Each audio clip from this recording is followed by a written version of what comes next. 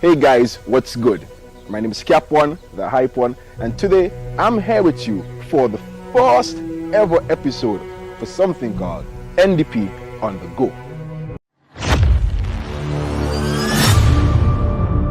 Limb by limb, I'm gonna chop them down. Don't expect me to say something underground in it.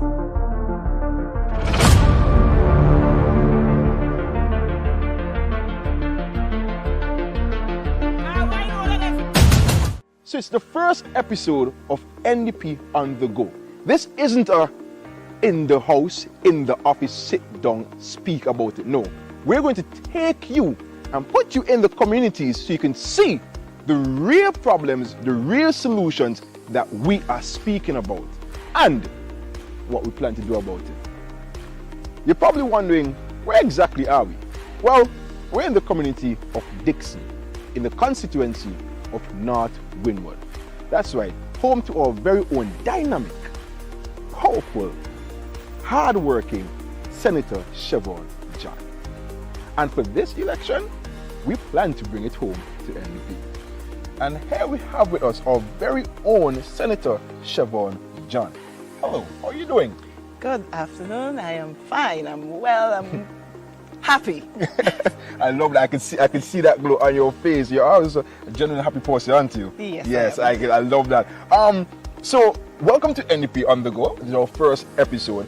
Right now we're in the community of Dickson, right? Yes. Right. I know we do have a bit of issues that you want to highlight, but before we get into that, is there anything that you could tell us about the community itself?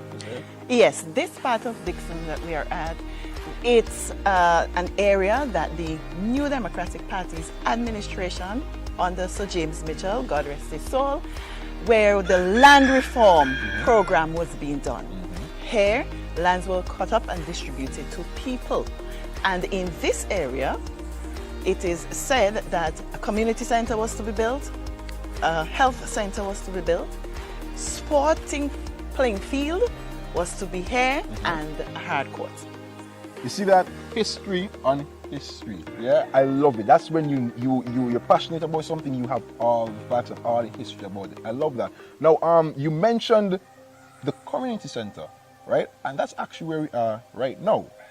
Can you give us a little insight to the community center? What's happening here? The issues with it? Can you break that down for us, please? So the community center was built over 22 years ago or more, and it was used by the community because the village of Dickson is very community spirited. Everyone loved to come together and do things. When the community center was built, it was used for a number of things. Arts, it was used for skills training, it was used as a wedding reception hall, it was used for training of any little thing that was happening in the community because this was the center of activity in the community of Dickson, the hub. But this is the state of it now. Can you imagine, for 20 years, nothing has been done in this community to this community center? Waste of resources, waste of the skill of people. People are crying out for something to do, and this is where they could have done something. But the government has not seen it fit to do anything to this community center. It is such a shame that this once beautiful standing structure has now become desolate, due to the unwillingness to basically do something with it. Is there anything that you have any ideas that you are thinking to implement with this specific community center? You know, Dr. Friday gave us the youth guarantee plan, and he said if you're not earning, then you must be learning. This is what we are going to try to get here. It must be a place where activities can happen, where people can come, get their skills, where we can get an innovation center upstairs. If you notice, it's half done. So business persons, small entrepreneurs can get access, can get help, can get whatever they need right here rather than going into Kingstown. There we will be providing jobs. There we will be providing the skills. There we will be looking at the best way in which people in the community can be actively involved in a positive manner and something that can sustain themselves. I do love the fact that you mentioned instead of going into Kingston, because we do see that it is highly centralized. Yeah, and is that something that you're looking into in hopes of to try to decentralize these things as well, this community center? Very much, and not only in Dickson but in North Windward on a whole. Decentralization must take place, and that is the hope of the people for North Windward under Siobhan John leadership. Love that you mentioned skills, Senator John. I love that you mentioned skills. Is there any specific ones that you want to get into? You'll probably give us some examples of different skills that you have in mind that could be taught here at the community center. Well, the first thing, if we're going to focus on tourism, which is one of the main pillars of the New Democratic Party's plan for our country going forward, we have to look at what we have local, so our resources here. And the people up here are very skillful. So we can have basket making.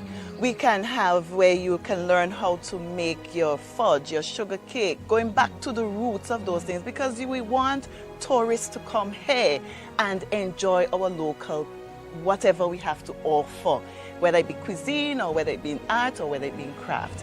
Moreover, we are also looking at information technology. Right. So therefore, web designs will be offered here. These are the things that, we want to make sure that the people are exposed to. Moreover, we talk about our innovation hub.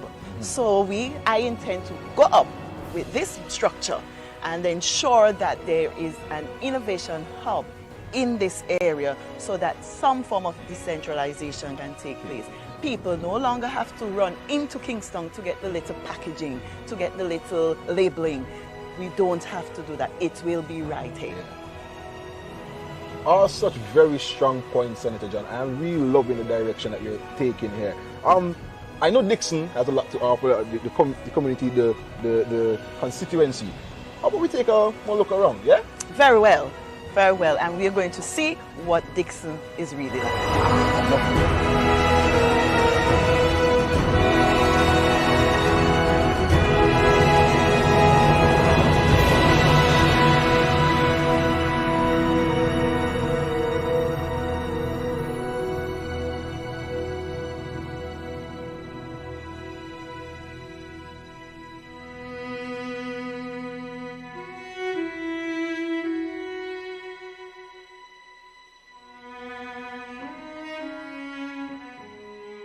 John, we just visited the community center. Could you tell us exactly where we are right now and what we're seeing here?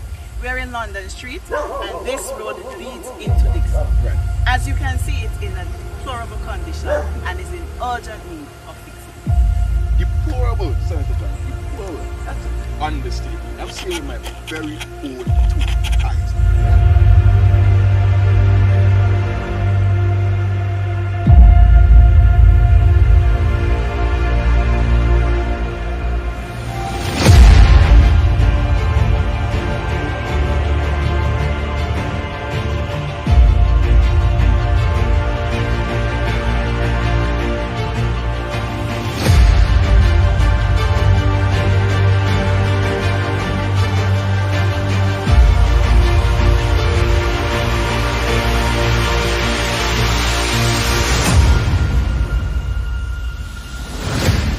Right now we're at Robica, more specifically the bridge here at Lady Jane River, which was impacted by one of the floods, and to this day there hasn't been much done about it. I'm going to hand you over to Senator John and Mr. Johnson so they can expound more on these happenings.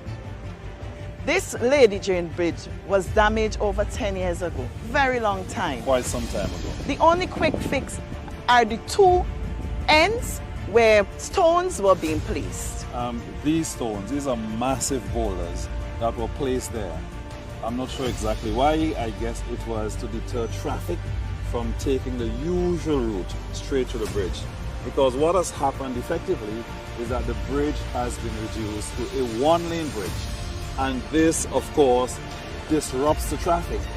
Once you're coming from one end and something is approaching, you must stop in order to allow the oncoming traffic to flow through. But this is neglect, total neglect by the government for the people. ridiculous and dangerous. Because think about what can happen at night. We intend to do fixing of these infrastructure when they are needed at the same time. And there you have it, our very first episode of NDP On The Go. We want to give a special thank you to Senator Siobhan John for being here with us and highlighting the issues here in the North Windward constituency. And of course, thank you to the viewers, thank you to supporters. Yeah, remember to share, and if you have an idea of any community, if you want us to be in your community to highlight some of the issues in your constituency and community, leave a comment in the comment section. All right, and we will be there. This is NDP On The Go. My name is Cap One, the Hype One. Cool.